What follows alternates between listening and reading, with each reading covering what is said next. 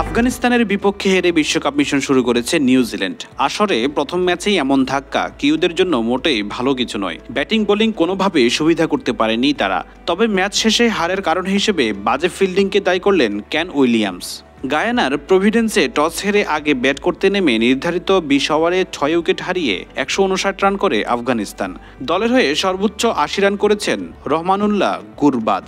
জবাবে 15 ওভার 2 বলে 75 রান তুলতে অল আউট হয় নিউজিল্যান্ড। 4টি করে উইকেট পেয়েছেন রশিদ ও ফজল হক ফারুকী। ম্যাচ শেষে পুরস্কার বিতরণী অনুষ্ঠানে উইলিয়ামস বলেন, আমার মনে হয় সবচেয়ে হতাশাজনক অংশ ছিল প্রথম 10 ওভারের ফিল্ডিং। কমিউনিটি ব্যাংক, সবার ব্যাংক।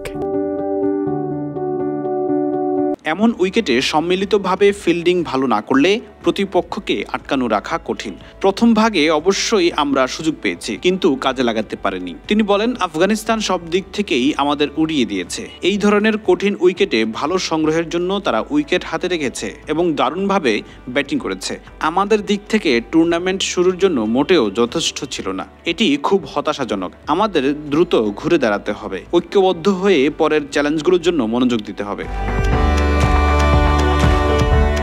এর আগে টি-20তে নিউজিল্যান্ডের বিপক্ষে কখনোই জয় পায়নি আফগানিস্তান। পঞ্চমবারের চেষ্টায় এবার সফল তারা। আর অধরা সেই জয়টা এসেছে বিশ্বকাপের বড় মঞ্চে। এই প্রসঙ্গে অধিনায়ক রশিদ খান বলেন, সব মিলিয়ে দারুণ প্রচেষ্টা।